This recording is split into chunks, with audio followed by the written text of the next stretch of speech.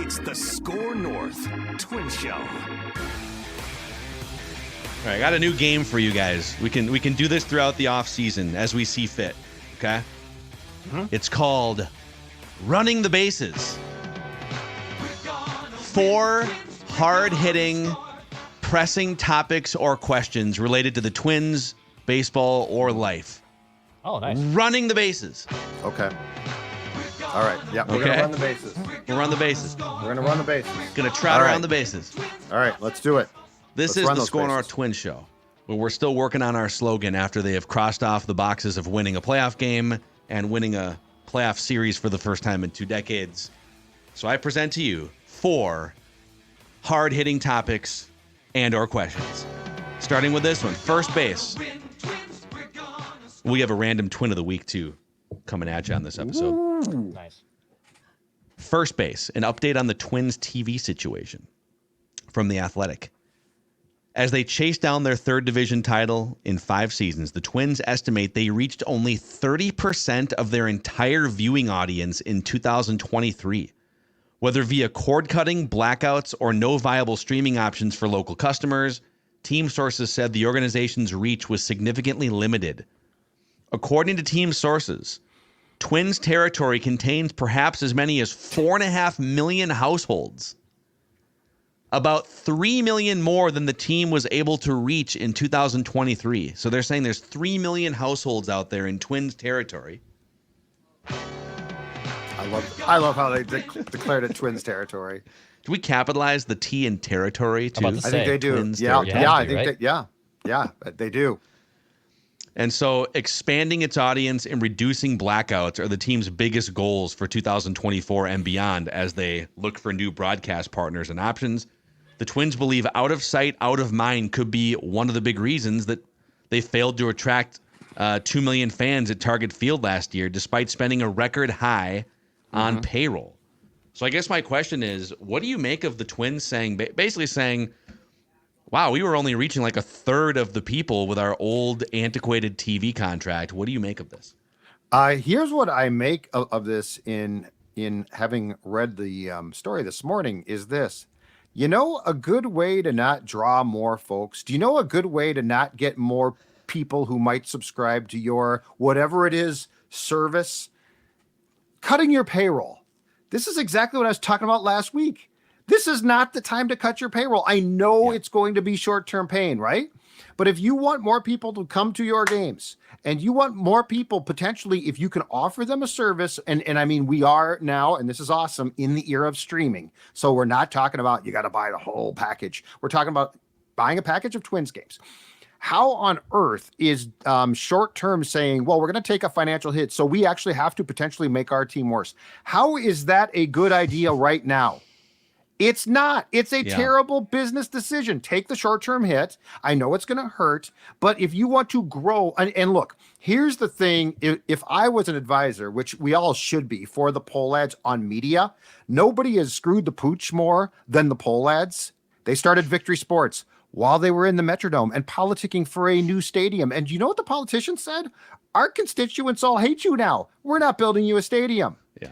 They decided to put their games on a radio station that had music on it. It made no bleeping sense. K-Twin. K-Twin, 96.3. So listen to me. And then they went to Go because they're like, Go is more hip. Well, you know what's not hip? When a young non-baseball fan gets in their car and punches 96.3, and God bless him, I love him, but Corey Provis is on instead of the songs that these kids wanted, right? The poll ads have at every turn never understood how media works. So I'm going to give them some help here. First of all, don't go back to Bally's. You just admitted yourself that you are shortchanging yourself. Like your statistics just said that you are not available to a huge number of customers. So like a year at Bally's, you've had plenty of time. This has been coming for months now. Okay. There is a note in the article that says they may do a 1-year deal as they try to figure this out. Thank you. Which is stupid. Okay. Yeah. So that's one. That's off the table. The second, but the other thing here is do yourself a favor. Pump money, and even if you have to take a loss for a year or 2 years, pump money into your product to make it as attractive as possible.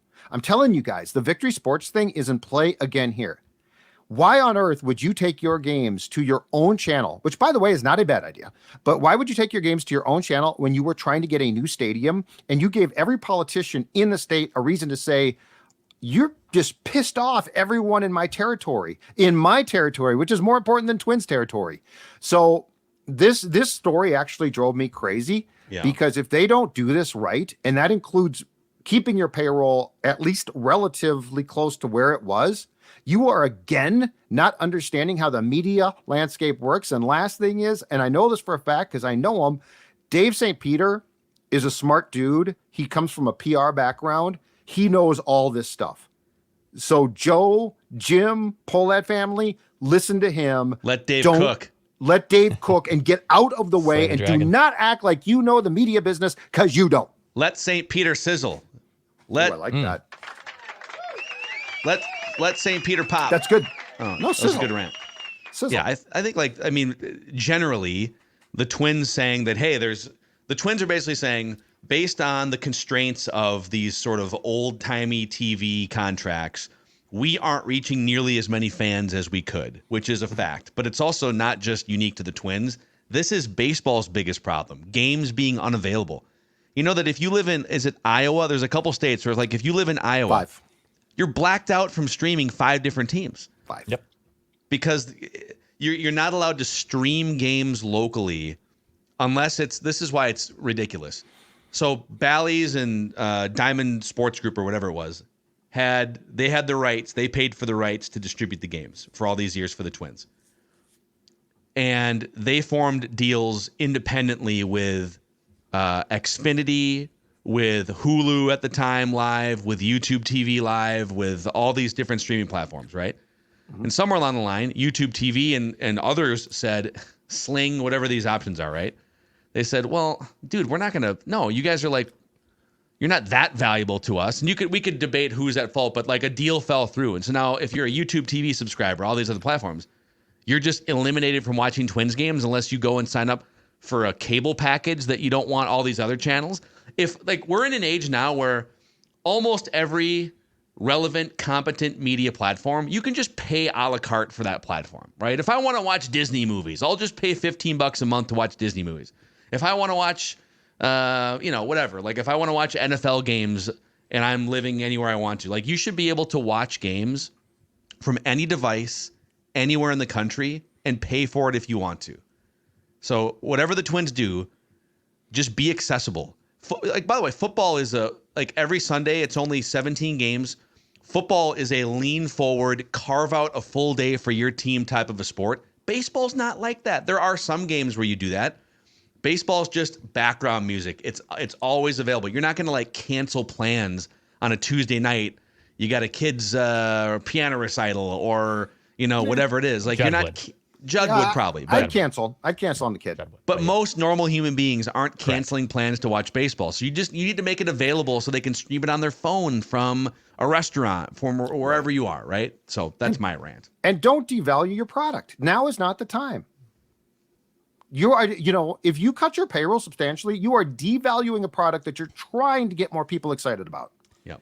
I'd be shocked if there wasn't a streaming option in their next package.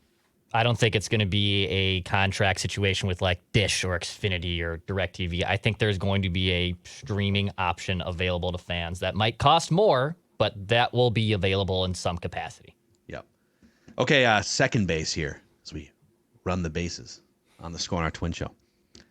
A hot stove update for you guys from Jon Morosi, MLB Network. Reckless speculation. He reports Jorge Polanco is someone who is available, and people around the industry think there's a very strong chance the Twins will, in fact, move on from Polanco this winter and trade him somewhere. What do you think the Twins could get for Polanco? Just generally, I don't need like a specific name. And how will you remember Polanco in his Twins career if he does indeed get traded somewhere? Go ahead, Declan. Probably you're looking at, I don't know, if in terms of the compensation back or like some type of realistic return, I'd probably a fringe top 10 prospect. Maybe like you're not going to get a top 5 prospect for Jorge Polanco, nor should you. He's also making $10 million. I think you'll remember him as a pretty solid infielder. And by the way, like the Twins, and I know there's a question here later on, and as we circle the bases, round the bases, they had just some ridiculous turnover at the middle infield, man. For years, there was a different opening day shortstop, second base combination at some point for like a 12-year stretch. In fact, fun idea for a game. We should try to name the starting shortstop and second base combinations of the last like 20 years of Twins baseball. We should, because there are some hilarious names on there. And again, I think he's someone, we talked about Anthony Barr on Purple Daily that maybe was like misused, but I think as you leave and as they go on, like you'll remember Jorge Polanco as a pretty solid infielder that was mostly really reliable with his bat. You know, not the best with his glove, but a really solid hitter in an era where middle infielders aren't really that consistent with their power and bat. So I think they'll remember him as a decent player. And the return, I'm not saying it's irrelevant, but I wouldn't be like expecting this absurd haul for Jorge Polanco. You're trading him to clear some salary. Yeah, I wonder if you could get like a bullpen arm or something like that. Now, Dex is probably right. It would probably be, I don't think you get a top 10 prospect. I think it might be a like 11 to 15 type prospect or like an arm, but it's not going to be great. I'll remember Polanco in about 3 or 4 snapshots. If you guys remember, his first game, I think, was against the Marlins, and he came up as a kid. The Twins, I think they had an injury at shortstop. And Phil probably recalls this, and he was young. And I think he came straight up from like Class A for a game, was sent back down shortly after that. And I think we were all like, oh my God, you don't bring up a guy from Class A, or it's certainly not the norm. The second thing is I will always remember the meltdown at shortstop against the Astros in the playoffs as sort of oh my God, he really can't play shortstop. And my last one is, tough as nails player who finally began to break down. Because I mean, he had an extended stretch there where the Twins would IL you for a hangnail, and Polanco was basically an Iron Man, began to break down. And I don't know if he's ever going to get back to healthy fully. But those are the 3 snapshots at which I will recall Polanco. Yeah, I would say like when he's been fully healthy, which is basically 2 years of his 10-year Twins career. If you count the years that you're talking about where he got called up prematurely out of desperation, were 2014 and then again in 2015. Wow. And then he was 20 years old, maybe even 19 when they called him up. I remember when I covered the Twins beat, I had a conversation with Jake Maurer, who was his manager in Fort Myers, Joe's brother, obviously. And this is like 2012. And the Twins had a good group of prospects. And I said, hey, of all the 19-year-olds on your team right now, which one do you think in 5 years we're going to be talking about? Like, that's a guy. And I think Sano was down there at the time too. And he said, without hesitation, Jorge Polanco. That dude with the glove, like. And so his 2 fully healthy seasons were 2019, where he got MVP votes, and 2021, when he hit 33 home runs and drove in 98, scored 97, had an OPS of well over 800. I think at his best, he's one of the better middle infielders basically since Chuck Knobloch, right? Like in terms of second baseman, he was a shortstop for those 2 seasons mostly, but really good player. Mm-hmm. I think I'd rather have a good prospect or 2. You're not going to get like a top 3 prospect, but if you can get someone's like 10th best prospect for him. And the reason I say that instead of like an established player is I think they're going to need trade chips to use. They need to beef up their farm system here so that they can make a trade in June or July when they're looking to add some ammunition. And I think you're better off having another trade chip, just a little bit more depth in your farm system pipeline than, like 1 year of a reliever. But we'll see what's out there. Okay, third base. A hypothetical for you guys. So Craig Counsell took a job. Craig Counsell, who's a Milwaukee guy. Brewers fans love this guy, right? Hey, I'm from Whitefish Bay, Wisconsin. I'm one of you guys. This is my team. He's been managing. I've heard great things about him. I have a couple connections who work for the Brewers. Everyone loved Craig Counsell. And he takes a job with one of the biggest rivals of the Brewers, the Chicago Cubs, for more money. And Brewers fans are pissed about Craig Counsell leaving Milwaukee. And Counsell was like, I was kind of surprised how mad they were. So kind of an awkward, messy situation. Which Minnesota sports figure would you never forgive if they left for a rival team? Could be a player, could be a coach. Ooh, this is a good one. I think Joe Mauer in any type of AL Central team, mostly not White like Sox consultant Joe Mauer. Oh my God. Yeah, I would if like he left. Like let's say he left. Let's just say he left in free agency, like and went to the White Sox like in his prime. I don't think I could forgive Joe Mauer for that. I think the one that I can think of, not current, would have been if Puckett left. Didn't he almost sign with the Red Sox? He talked to him. I don't think he ever was going to leave here. And the Twins at the time paid him huge. In fact, the night he signed, I want to say the night he signed his 3-year, $9 million deal. I think that's at a MLB record at the time. And I think it was exceeded by Ricky Henderson shortly thereafter. But if like Kirby Puckett had gone back home to Chicago, the White Sox or Cubs, I think we would have really, really felt, because I mean, he was so intertwined in the fabric, right, of the scene here.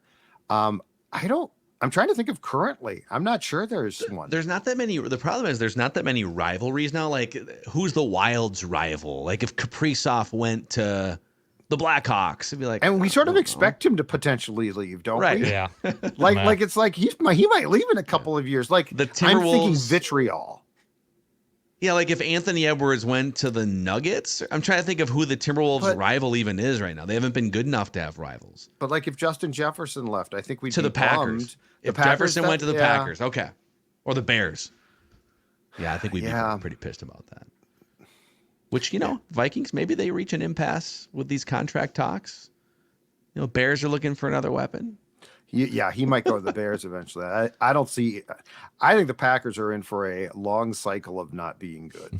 Could you imagine if like Bud Grant had gone to coach the Packers in the late 80s? I'm trying to think if we're probably getting to that point a little bit with a guy like O'Connell, because I think we really like him and trust him. Because I think the Counsell thing is a trust thing, right? Yeah, but and O'Connell's by the way, not like from Minnesota too, which makes it yeah, a little bit true. different. And in Counsell's defense here, the Brewers are something's up there. Like this is more than him. Yeah. It Huge sounds like front office shakeup. and it sounds like they want to peel parts. Like it sounds like they're shopping all of their good players.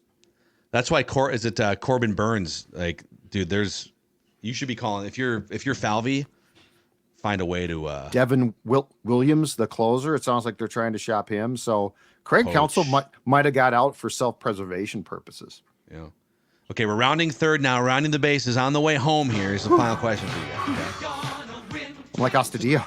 Just a random question for you guys. Who was your favorite obscure Twins player when you were a kid? Oh, I've got a bunch of these, and I mean obscure 80s players. There was a platoon second baseman by the name of Pete McCannon, who I brought up before because he played for the Expos as well. Yeah. And he played after Rob Wilfong. I think he was traded to the Angels. Pete played a lot of second base at the Met, and he was about as obscure of journeyman at the time as that gets. I love John Castino, but he can't be considered obscure. And then in the outfield, it was probably Dan Ford, who Royce loves. He's just a goofball, but like there's a lot. The Twins have been littered. Disco Danny Ford. Disco Dan Ford with Hoskin Powell and Bombo Rivera out there. But there are just a ton of great, because there have been so many bad years, Twins obscure players. yeah. I mean, I have a lot. I became a Twins fan. Like first conscious memory was the 2001 team, and then I gravitated towards a bunch of those guys. I loved Kyle Loesch. Was a big Kyle Loesch fan, who actually ended up having a pretty good career after he left the Twins. Yeah, I loved Kyle Loesch. That's hilarious. Big fan of Kyle Loesch. Beat all 30 teams. One of the few pitchers who has beaten every team in Major League Baseball history. Got Matt at Gardy. Reportedly, didn't he like put a bat through his door when he got pulled or something? He put a dent in the swung a bathroom. bat at Gardy's office door. Yeah, great guy. Yeah. But probably the most obscure one, and this is actually a fun story I can tell quickly. I loved Michael Ryan. You guys remember Michael Ryan? Yeah, dude. Former top prospect. Left-handed hitter, right? Yeah. So he actually, when he came up he made the playoff roster in 2003. So my uncle and dad were huge in like the eBay craze when eBay launched, like early 2000s, late 90s and stuff. Yeah. And I was at my uncle's, like this is a few years back, and he brings out a Twins pinstripe Michael Ryan jersey from 2003. he proceeds to tell me that he remembers me saying that I loved Michael Ryan as a kid. And like years later, he's on eBay and finds a Michael Ryan jersey and has been holding on to it for like 13, 14 years. And now I have a Twins Michael Ryan jersey in my closet. Awesome. That's awesome. I should probably wear it on the show. sometime. I probably should wear it on the show. You should be, dude. You should be wearing that around. People would think it's like a created jersey because they wouldn't think that it's a Michael Ryan jersey. Yeah, or they think it's a Joe Ryan jersey with the wrong. It's number. funny too. So it definitely works for our rules of jerseys. Yeah, about to say, and he's 40 and he's 46 years old, so he's older than me. You know, that he's easily works. 15 years older than I am. So I love that, dude. Yeah, I think. So Declan kind of grew up like late 90s, early 2000s. My first conscious Twins memories were the 91 World Series. I remember going to school and the newspaper clippings were up and stuff. But the first season that I was then like engaged as a fan, I was a 7-year-old in 1992 throughout the mid 90s. So I jumped on the wave going into the darkest period in Twins history. 92 team was good though. But I do remember some good players, like just some fun role players from those teams. Pedro Munoz was one of my favorite players as a kid. Saw him in a Perkins once. You saw Pedro Munoz in a Perkins? Late night, I was in there, and in comes Pedro. He was a corner outfielder, sort of opposite Kirby. They moved Kirby Puckett to right field, didn't they, toward the end there? I think Pedro played left field, if I'm not mistaken. Yeah. Shane Mack was another one. He was good. But I was a big Randy Bush fan as a kid. Oh, yeah. Because he was their he was a starting player for them in the 80s, but then he became kind of a pinch hitting specialist throughout like 92, 3, maybe 94, right? One of the great slides in Twins history, 87 against the Cardinals, that backdoor home plate slide is still a phenomenal slide by Randy Bush. And so one of the cool memories of my adulthood in 2009, Doogie was set to get married, our guy Doogie from the Scoop. This is hilarious. And we had a group, it was like 10 or 12 of us for Doogie's bachelor party out in Chicago. We went to Harry Carey Steakhouse. We watched the Cubs game, went to Harry Carey Steakhouse, about to stay out late. So, and we're all like mostly from Minnesota or originally from Minnesota. And so we're up in this like private dining area, table for 12. And Randy Bush was the assistant GM for the Cubs at the time.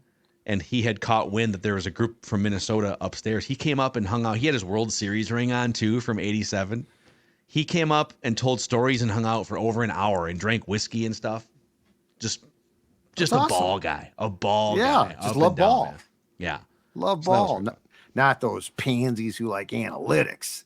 I think analytics came up at one point, and he with a whiskey in his hand with that World Series ring clanking on the glass. Phil Phil's like, I hate them too. Analytics are stupid. And then Theo Epstein came along a few years later and won them their first World Series. So. Yeah. Randy Bush is a great one. Randy Bush, man. I have a random twin of the week. I lost last week, so I give the clues to you guys in a battle of Twins historical wits. Are you guys ready to compete against each other? Let's do it. I gotta close the computer. All right. So to this point in our random twin of the week, historically, I have 8 wins. Judd has 5. Declan has 4. Judd's on a 3-week win streak with Dave Winfield, Craig Breslow, Glenn Williams. Prior to that, it was Butch Husky, Ryan Presley, and Gary Gaetti. Declan looking for his 5th victory here. His last one was Henry Blanco a couple months back. I was pissed about Breslow last week. Or last time. Let's see what you got here against Judd today, Declan. And so, what are the wins at again? Or the records? Are you doing this to taunt Declan, or are you just asking? Are you asking? No, I'm genuinely? asking. Okay. I missed him.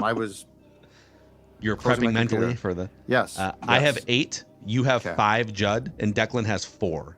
Okay, so Dex can time me. Okay. Yeah. Sorry. Or not. Or you could build a cushion. I was not paying enough attention. Okay, let's go. I have a series of clues. You guys get up to 3 strikes each. If you hit the 3rd strike, the other person wins. Here we go. Mm-hmm. This random twin of the week had a 196 career batting average.